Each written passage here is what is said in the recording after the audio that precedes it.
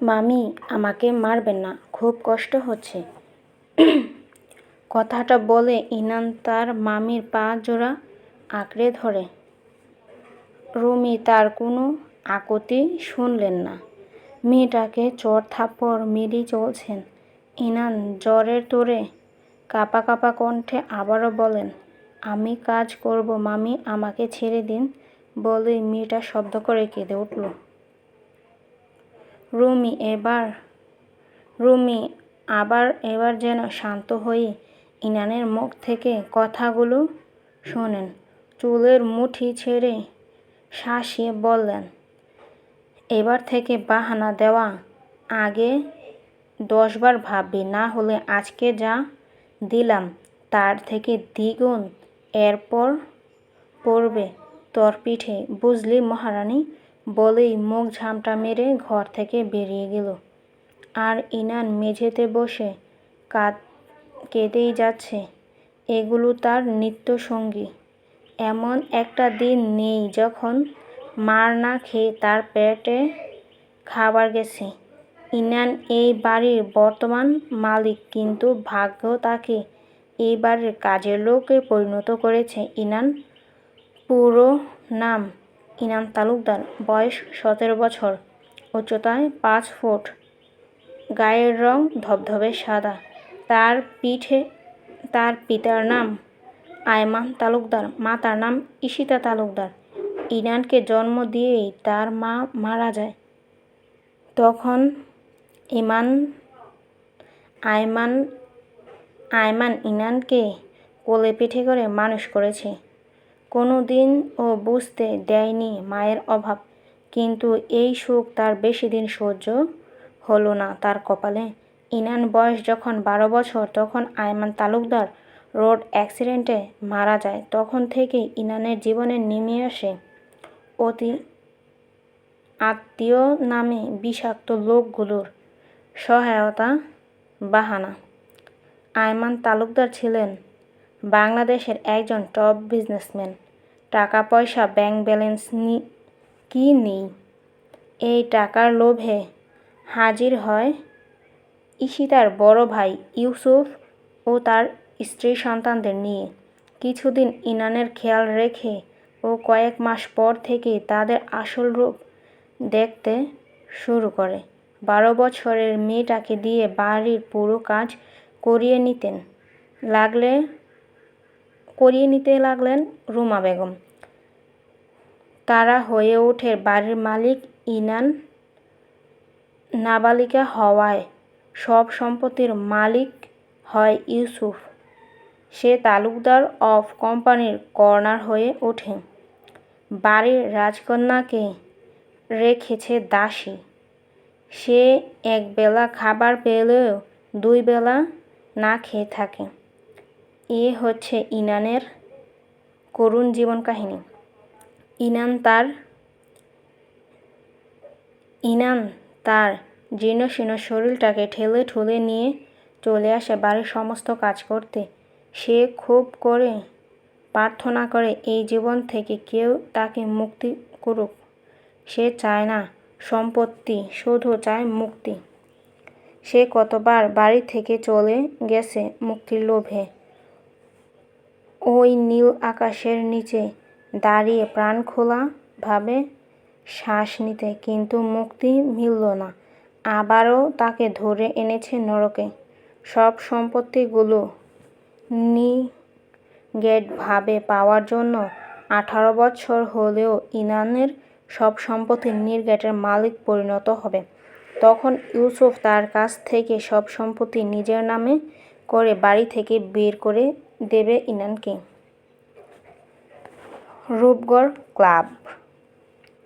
ক্লাবে সরাসরি chair table. রূপগড়ের মানুষ কোলাহলপূর্ণ। সবাই যে যার মতো করে মদ্যপান করছে, আর চোখে রুশবীরের দিকে তাকাচ্ছে কৌতূহলী হয়ে। ক্লাবের বাম সাইডে কোণার টেবিলে বসে আছে রুশবীর আর আলী। রুশবীর হাঁক ছেড়ে বলল, এই শালা, আমারে একখানা রূপসী দে, একদম টাটকা হয়ে যেন, নাইলে এই ক্লাবে আমি সিন কইরা দিমু।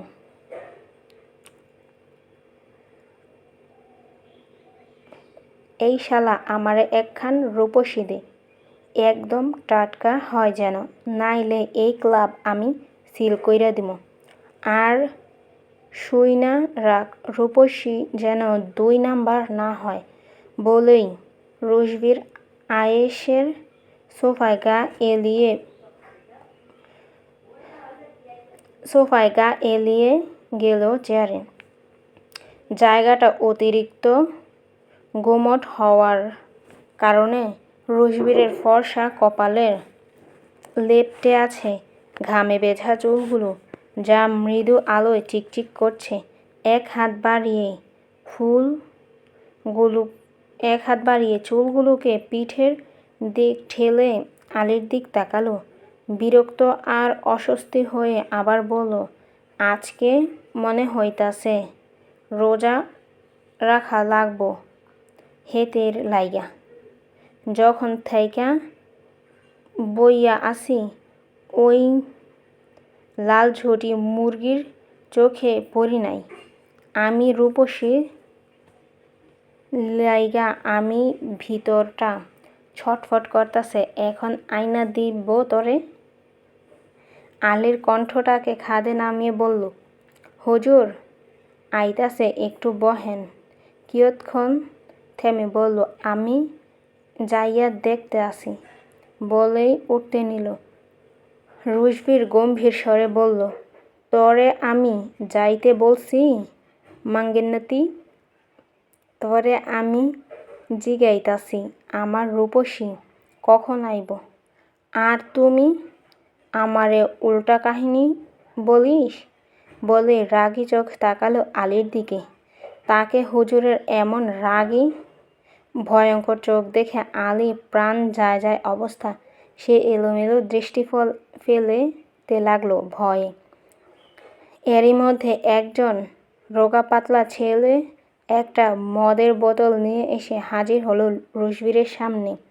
প্রত্যেকটা বোতলের গায়ে লেখা আছে রূপসী।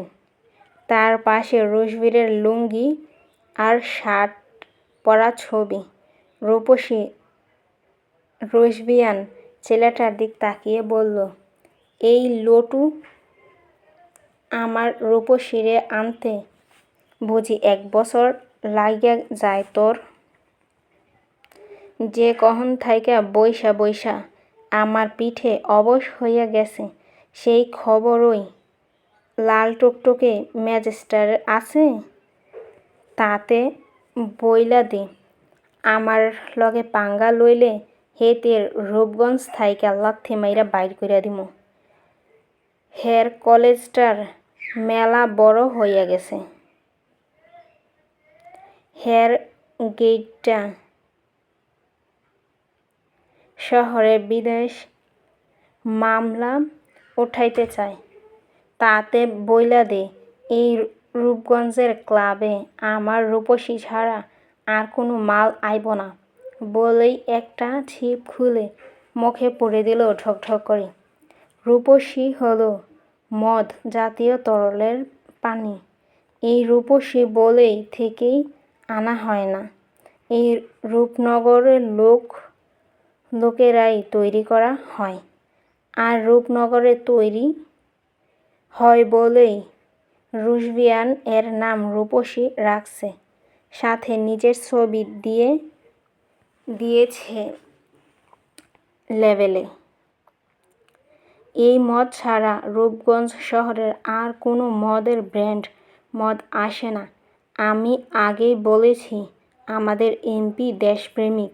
তার বাইরে দেশের জিনিস ব্যবহার করতে নারাজ। ছেলেটা রুশবীরের মুখে লটু নাম শুনে বুঝার ক্ষুব্ধ হয়। তার মা কত আদর করে তার নাম রাখছে লালটু মিয়া। এই বজ্জাত এমপি এসে তার উল্টো নাম ডাকবে তাকে? এই লট্টু নামটা শোনার পর তার গার্লফ্রেন্ড ব্রেকআপ করেছে তার সাথে। লালটু মুখটা কাচুমাচু করে চলে যায়। আলী অস্তিত্ব গলা লাগিয়ে বসে আছে। তার মুখে খুব ইচ্ছে করছে একটা রূপসী খেতে, কিন্তু ভয়ের চোটে দিতে পারছে না। এরই মধ্যে রুশবীর একটা বোতল শেষ। আরেক বোতল থেকে নামিয়ে কিয়ৎক্ষণ ঝিম ধরে বসে থাকে। বোঝাই যাচ্ছে এমপি ভালোই নেশা ধরেছে। এক বোতল রূপসী খেয়ে কিয়ৎক্ষণ পর চোখ খুলে তাকালো আলীর দিকে। চোখ দুটো স্বাভাবিকের লাল টকটকে হইয়া আছে, মুখের বিস্কৃত হাসি। এক আঙুল তুলে বলল, আচ্ছা আলী, সব মাইয়ারা কি খারাপ হয়? কিয়ৎক্ষণ থেমে আবার বলল, সবাই খারাপ? ছে, কত শখ কইরা দাদা আমারে বিয়া দিল, আর সেই বউ আমার মতো ভোলা ভালা লোকের ঠোঁট অবধি লইটকা গেল। আলী, বুঝলি, এই বিয়া হইলে আমার জীবনকাল। তাই আজ থাইকা ওয়াদা করলাম, বাইচা থাকতে আর বিয়া করবো না। কথাটুকু শেষ করতেই আরেকটা রূপসীতে চুমু বসিয়ে দিল রুশবীর। আর আলী হ্যাবলার মতো বসে আছে তার হুজুরের কথার স্বর জানতে। হুজুর নেশায় যে তুঙ্গে উঠেছে তা বুঝতে বাকি নেই আলীর। রুশবীর আরেকটা বোতল শেষ করতেই আলগোছে ঠোঁটের লেগে থাকা পানিটুকু মুছে। দুইটা মদের বোতল বলদগত দাবা করেই টলতে টলতে এগিয়ে এসে এক্সিট দিকে এক দুইটা বোতল রাস্তার পাশে শেষ করে সে পিছন পিছন এগিয়ে গেল আলী। টলতে টলতে এগিয়ে গিয়ে মুখ থুবড়ে পড়বে, তবুও কারুর সাহায্য নিবে না। এই নাকি তাদের নিজের পরজীবী মনে হয়। এই যুক্তি শুনে কথা মনে মনে আলী আওড়ায়, আব্বাডারে কত হাসে। তা ভাবে দেশপ্রেমী হলে ভালো করেই হতে হবে। তাইলে কেন তুই মার্সিডিজ গাড়িতে উঠবি?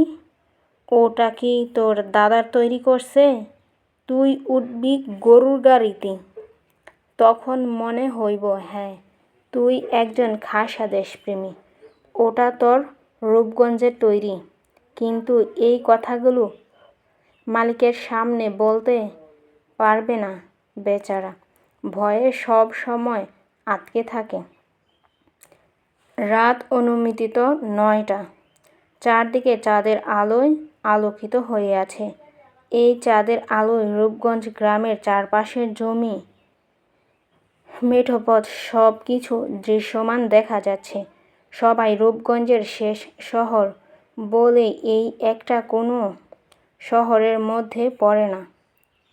এটা একটা অজপাড়া গ্রাম, বাইরের কিছু না। এই গ্রাম, এখানে বেশ জায়গায় বিদ্যুৎ পৌঁছেছে, যতদূর চোখে যাবে কাঁচা রাস্তা। ছেলেমেয়েদের পড়ালেখার জন্যই মাইলের পর মাইল পার করতে পাঠকদারি ঠিক হয়। এতদূর স্কুল কলেজের কারণে অনেক ছেলে মেয়ে অকালেই তাদের লেখাপড়া পাঠ চুকিয়ে ছেলেরা খেতে খামারে কাজ করছে, আর মেয়েরা বিয়ে দেওয়া হয়েছে। রুশবীর কাঁচা রাস্তা দিয়ে মদের বোতল হাতে নিয়ে টলতে টলতে এগিয়ে যাচ্ছে আর বিড়বিড় করছে। একবার করে চুমু দিয়ে বোতলের চুমু বসিয়ে আজকে রুশবিয়ারের শখ করছে হাঁটতে। তাই গাড়ির পরিহার করে কাঁচা রাস্তা দিয়ে এগিয়ে যাচ্ছে মির্জা মহলের দিকে। পিছে পিছে আসছে 7টা মার্সিডিজ কার। সব গাড়ির লাইট অফ, শুধুমাত্র একটা গাড়ির হেডলাইট জ্বলছে, যেটার জন্য রুশবীর পথ চিনতে অসুবিধা হচ্ছে না। এই লাইট তার শরীরের পড়ার জন্য তার অকৃতিশী বিষাদ ছায়া তেড়ে হচ্ছে সামনের দিকে, যা দেখে একদম দৈত্যের মতো লাগছে তাকে। রুশবীর পায়ের গতি কমিয়ে স্নান হয়ে একটা বিশাল বাড়ির সামনে আসে। একটা বাড়ি বলে ভুল হবে, এটা হলো প্রাসাদ। বড় লোহার গেটের মামলাযুক্ত নেমপ্লেট বড় বড় অক্ষরে লেখা মির্জা মহল। পেছন থেকে গাড়ির দীর্ঘ আলোর সামনে সহ্য করতে রুশবীর নিভ নেমপ্লেটে তাকালো।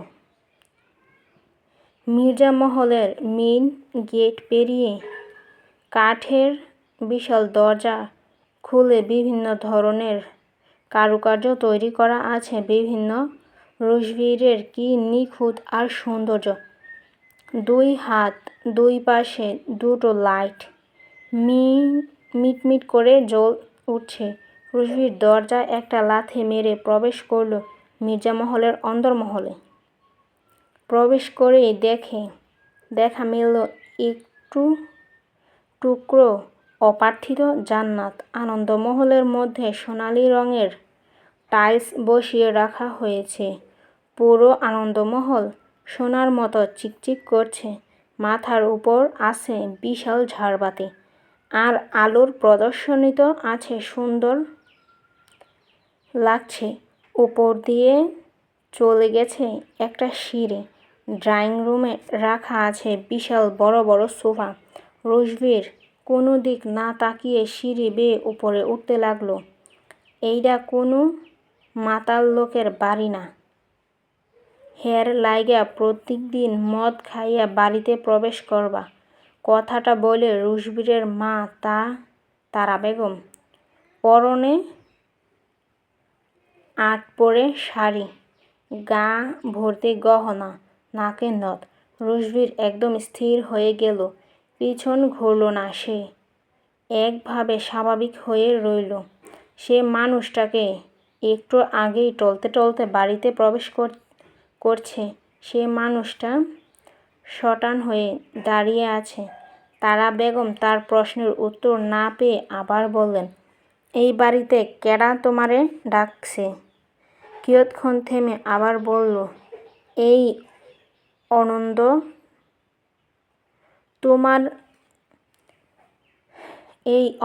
তোমার লইগা নিষিদ্ধ।